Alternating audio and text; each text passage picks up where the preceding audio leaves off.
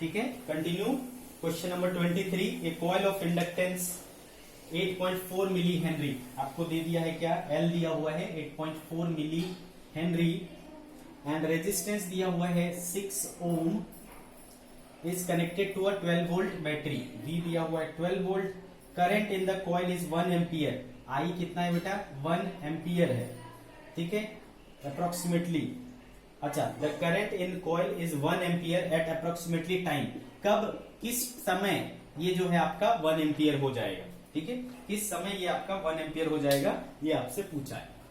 तो चूंकि पता है बेटा, सिंस आपको पता है ये क्या हो गया बेटा, एलआर डीसी सर्किट हो गया, तो एलआर डीसी सर्किट में आपको पता है कि टाइम कांस्टेंट टाउ कितना होता है, एल बाय आर होता है, तो 8.4 मिली हो गया 10⁻³ और आर हो गया बेटा 6, तो इसको करोगे तो 60 हो गया, 12 पंचे 60, 12 सत्ते 84, 7 हो गया क्या ये, ठीक है, तो आई थिंक ये हो गया 14 पंचे 70, तो 1.4 इंटू 10⁻³ दिस इज टाउ, ठीक है, दिस इज टाउ, 1.4 इंटू 10⁻³ सही कराना मैंने, ठीक है, तो ये हो गया टाउ।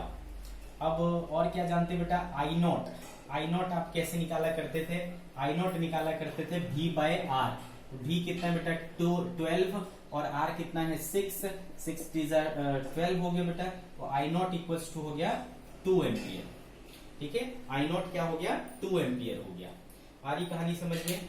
और आपको आई चाहिए कितना 1 एम्पियर, तो भाई करंट का रिलेशन क्या था, है ना, एलआर सर्किट में करंट का क्या रिलेशन था बच्चे,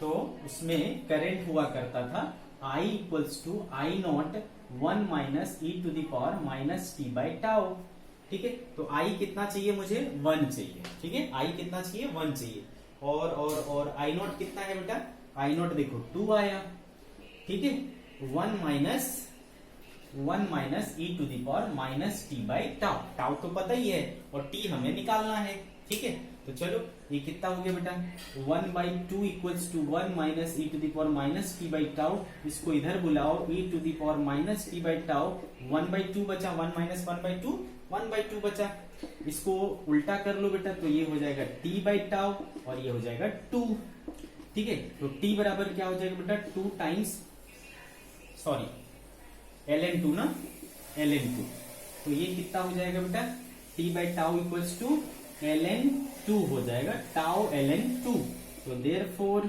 t equals to tau tau tau हमारे पास कितना है 1.4 इंटू 10⁻³ और ln2 क्या होता है बेटा 0.693, आप इसको सॉल्व कर लोगे तो आपको मिल जाएगा बेटा आंसर, ठीक है, आप इसको सिंप्लीफाई कर लेना, you will get the answer, ठीक है, 23 डन। नेक्स्ट है बेटा 26, question number 26, let's start question number 26, ठीक है, क्या कह रहा है क्वेश्चन नंबर 26, देखिए आप, question number 26, in an induction coil the coefficient of mutual induction, आपको m की वैल्यू दी हुई है 4 Henry, if a current 5 ampere in the primary coil is cut off in 1/1500 second, ठीक है, मतलब 5 एम्पियर करंट बह रहा था उसको कट ऑफ कर देता है, कट ऑफ कर देता है मतलब बेटा 0 कर देता है, कितने टाइम लेता है ऐसा करने में वो 1/1500 सेकेंड, तो यहां से आपको क्या मिल जाएगा बेटा di/dt मिल जाएगा, करंट कितना हुआ बेटा 5 से 0, तो 5 माइनस 0 हो गया, और टाइम कितना लिया 1/1500, ठीक है, 1/1500, तो बेटा ये हो गया बेटा 5/1500, ठीक है, 5/1500, तो ये हो गया आपका di/dt दैट इज 1/300, ठीक है, आ रही बात समझ में। आपको क्या निकालने बोल रहा है, ईएमएफ एट द टर्मिनल्स, तो चूंकि आपको पता है कि ईएमएफ क्या होता है बेटा m di/dt होता है ना, तो m आपके पास 4 है और di/dt कितना है 1/300, ठीक है, तो ये हो जाना चाहिए क्या, कुछ गड़बड़ किया मैंने, coefficient of the current of 5 ampere in primary coil is cut off in 1/1500 second. Oh sorry, ये ऊपर जाएगा ना बच्चे, यही किया मैंने, 5/1500, तो 5 इंटू 1500 हो जाएगा ना, तो ये कितना हो गया बेटा, 15 बचे 7500 हो गया, सॉरी। तो ये हो गया बच्चे M4 हो गया, और di/dt हो गया 7500, ठीक है। तो 7500 करोगे तो ये कितना हो जाएगा बेटा, 5 300 हो जाएगा, 75 इंटू 4 300 हो जाएगा, इंटू 100, दैट इज 3 इंटू 10⁴। इतना क्या हो गया आपका, ईएमएफ हो गया। आपको ईएमएफ ही चाहिए था, तो इसको आप 30 इंटू 10⁵ बोल सकते हो, दैट इज 30 किलो वोल्ट। ठीक है बच्चे, कितना हो जाएगा, 30 kilo volt. Understood? Which is the option? Option is option number D. So the correct answer is option number D.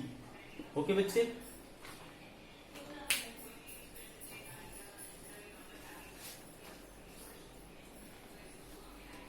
Next है क्वेश्चन नंबर 28 नंबर क्वेश्चन। बताओ ये पूछने लायक क्वेश्चन है क्या? क्वेश्चन नंबर 28, ठीक है। इसमें क्या बोल रहा है, एक कंडक्टिंग स्क्वायर लूप है, इसको खींच रहे हैं, ठीक है। इधर फील्ड है, किस स्पीड से खींच रहे हैं, v स्पीड से खींच रहे हैं। इसकी लंबाई कितनी है, l है, ठीक है।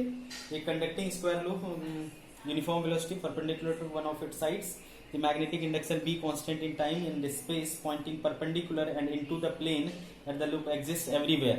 With the help the loop outside the field as shown in figure, the induced EMF is, ठीक है बच्चे।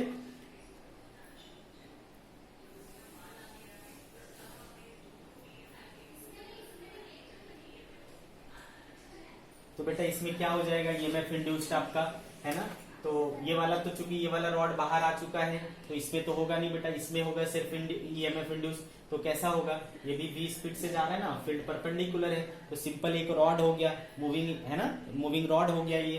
तो कितना होता था EMF, b into L into V. तो क्या हो जाना चाहिए बेटा, BLV। So the option should be D, ठीक है। क्या होना चाहिए बेटा, आंसर इसका डी होना चाहिए। Next is question number 30। Question number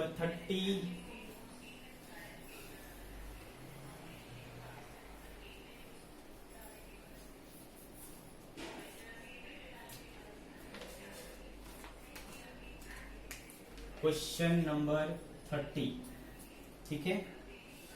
Two coils, a primary coils of 400 tons and a secondary of 20 tons are wound over an iron core of length 20 pi centimeter and cross section of 2 centimeter radius. If mu r is this, then the coefficient of mutual induction is approximately, ठीक है बेटा। तो एक क्या लिया हुआ है, एक आयरन का कोर लिया हुआ है, जिसकी लंबाई कितनी है, 20 पाई है बच्चे, ठीक है। और एक कॉइल का, प्राइमरी कॉइल का नंबर ऑफ टर्न्स कितना है, 400, and secondary coil is 20 turns are wound over an iron coil of length हो गया बेटा, 20 पाई इंटू 10⁻⁻², एंड रेडियस जो है इसका, रेडियस वो कितना है, 2 into 10⁻²। Then the coefficient of mutual induction, m की वैल्यू क्या होगी। तो ये कौन सा टॉपिक हो गया बेटा, ऐसा टॉपिक हमने पढ़ा है क्या, ये हमने पढ़ा है ना।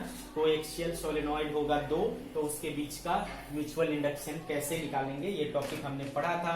डायरेक्ट फॉर्मूला यूज करना है, m आया था I think μ0 into n1 into n2 into, ठीक है, μ0 into n1 into n2 a by l, ऐसा आया था क्या, μ0 into n1 n2 a by l, ऐसा आया था, ठीक है। तो इस केस में क्या हो जाएगा बेटा, n प्राइमरी n सेकेंडरी है ना, और एरिया अपॉन लेंथ, ऐसा हो जाएगा। साथ में मैंने बोला था ये तब होता है जब वैक्यूम होता है, अगर कोई मीडियम आएगा तो साथ में म्यू आर आ जाएगा, नो प्रॉब्लम।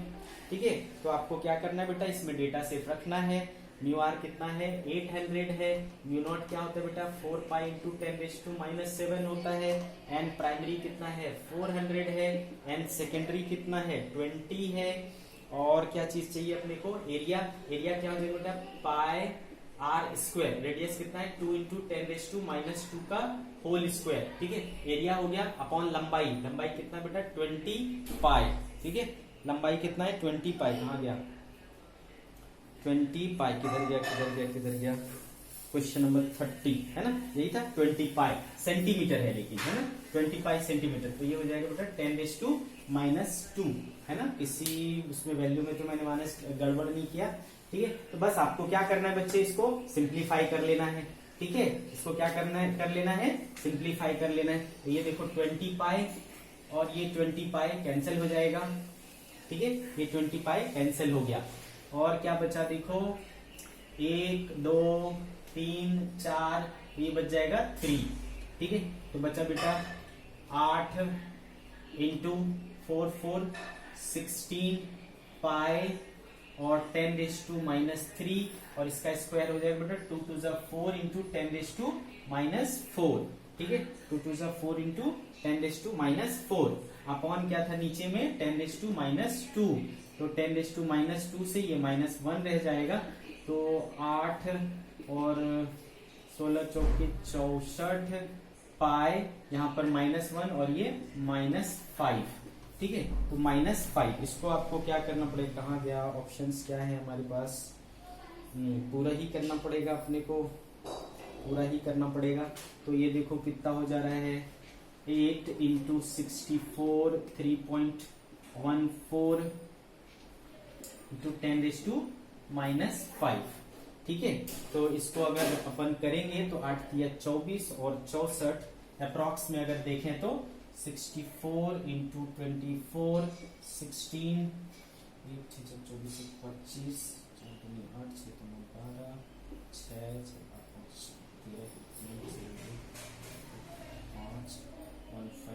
6 1536 तो आ जा रहा है आपका 1536। इसमें अगर 3 जीरो ले लिया तो 1.6 अप्रॉक्स में ये आ रहा है बेटा 1.6 इंटू, है ना, देखो इसको मैंने किया यहाँ पे, तो अप्रॉक्स में आ रहा है क्या 1536।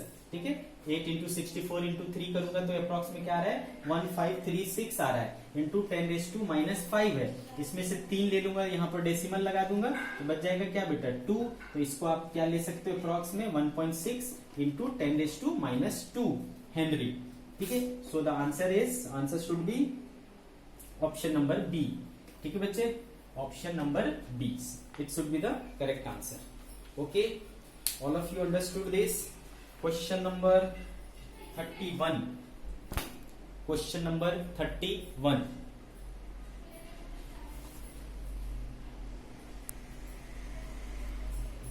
ठीक है भाई, क्या बोल रहा है,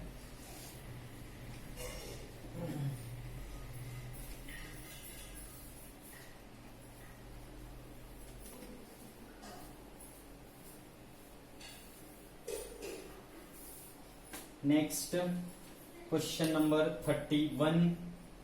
देखो बेटा क्या कह रहा है 31, ए हॉरिजॉन्टल टेलीग्राफ वायर।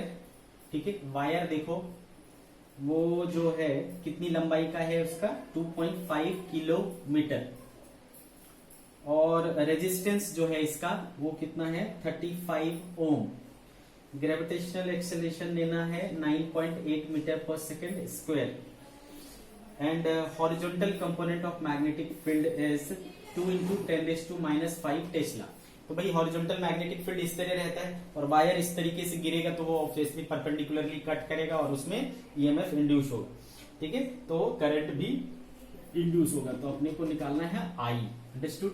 तो भाई सबसे पहले अब आपको पता है कि करंट इसमें जो ईएमएफ जनरेट होगा, ईएमएफ जो होगा वो क्या होता है बेटा B into L into V होता है।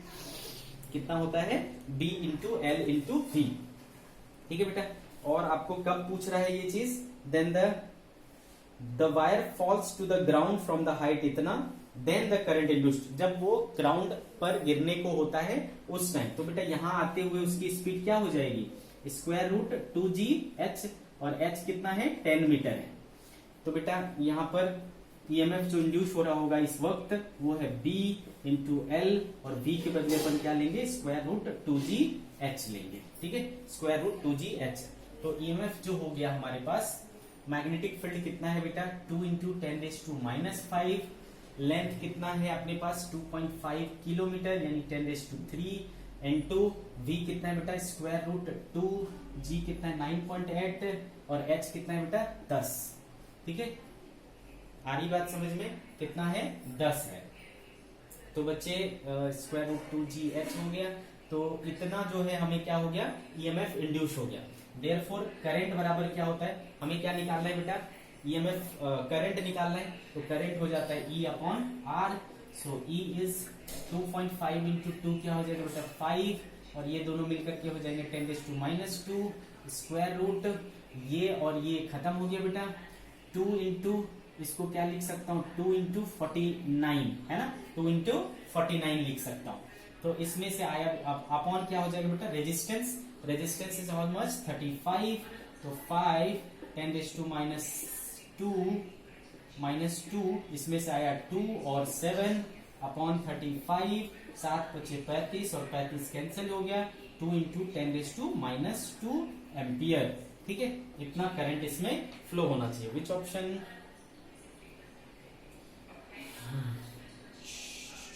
हाँ तो इसको आप पॉइंट लगाओगे तो बेटा 0.02 हो जाएगा, यानी बी ऑप्शन हो जाएगा। ठीक है, कौन सा हो जाएगा, बी ऑप्शन हो जाएगा।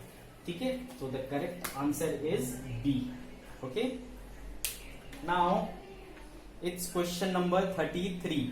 Now it's question number 33।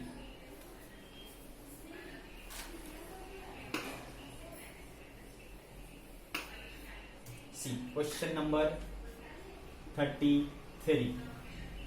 Okay बच्चे, तो इसमें कह रहा है भाई 2 metallic rings A and B identical in shape and size but having different resistivities rho A and rho B are kept on top of 2 identical solenoid.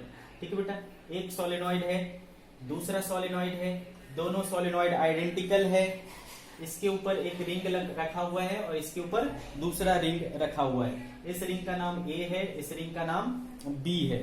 ठीक है बच्चे, when current I is switched on in both the solenoids in identical manner, इसमें भी current और इसमें भी current, दोनों में करंट स्विच ऑन किया जाता है। तो बेटा जैसे ही करंट स्विच ऑन करोगे, ठीक है, तो ये क्या हो जाता है, उछल जाता है। क्यों उछल जाएगा भाई, तो ऑब्वियस सी बात है, जैसे इसमें करंट स्टार्ट होगा तो अचानक से एक बड़ा सा मैग्नेटिक फील्ड बनेगा, मैग्नेटिक फील्ड इसमें भी बनेगा, तो इसमें फ्लक्स क्या हो गया, अचानक से बढ़ गया, फ्लक्स बढ़ गया बेटा, तो वो क्या चाहेगा, लेंस लॉ के अकॉर्डिंग घटाना चाहेगा। तो घटाने के लिए क्या चाहेगा, वो दूर चले जाना चाहेगा, तो ये क्या होगा बेटा, ऊपर की तरफ उछल जाएगा। सिमिलरली ये भी क्या हो जाएगा बेटा, ऊपर की ओर उछल जाएगा। आ रही बात समझ में। अब चूंकि इसका और इसका दोनों का जो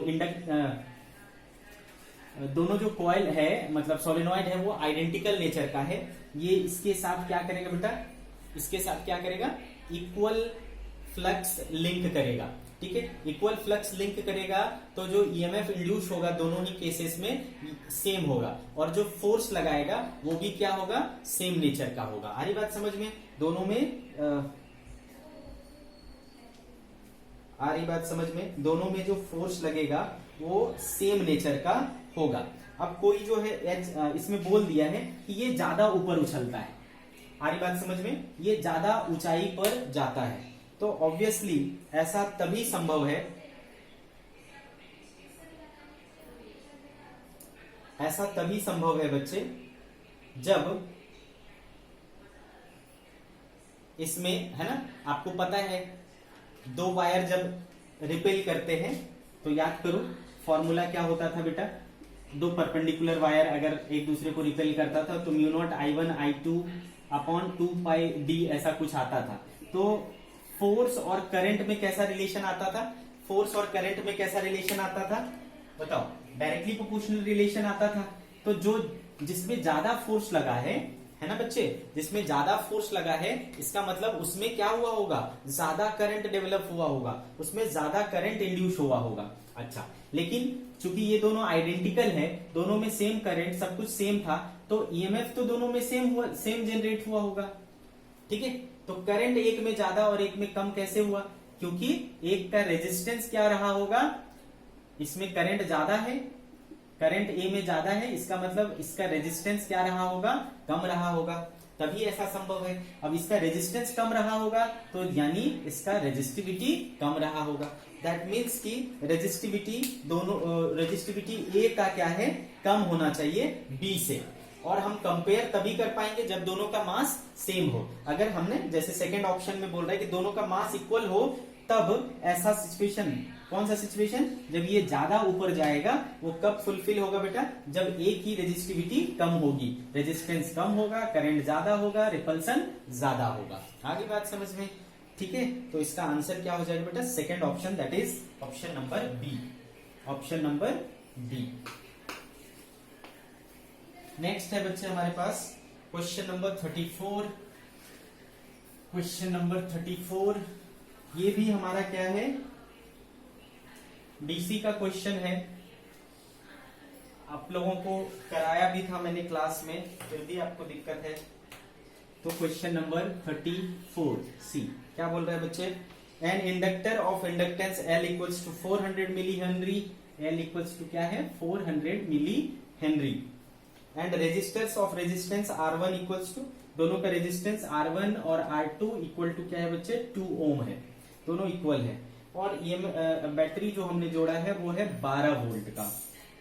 ठीक है, the internal resistance of the battery is negligible, switch S is closed at t equals to 0, the potential drop across L, L के अक्रॉस अपने को पोटेंशियल ड्रॉप निकालना है, सॉरी L के अक्रॉस अपने को पोटेंशियल ड्रॉप निकालना है। सर्किट कुछ इस तरीके से बना हुआ है, ये रहा, यहां पर हमने एक स्विच लगाया, इधर एक R1 है और इधर एक इंडक्टर है और इधर एक R2 है। ठीक है बेटा, R1 और R2 इस तरीके से, और ये रहा आपका L और ये है आपका 12 वोल्ट। ठीक है बच्चे, तो सबसे पहले अपने को क्या करना पड़ेगा बेटा, टाउ निकालना पड़ेगा। टाउ निकालने के लिए क्या करा करते थे, आर इक्विवेलेंट निकालना पड़ेगा, और आर इक्विवेलेंट निकालने के लिए क्या करना होता था, इसको ओपन करते थे और इसको शॉर्ट करते थे। सबसे पहले फाइंड टाउ। ठीक है, टाउ क्या होगा, तो टाउ फाइंड करने के लिए इंडक्टर को ओपन करो, ठीक है, और इसको शॉर्ट करो, किसको, बैटरी को। तो बैटरी को शॉर्ट कर दिया बेटा,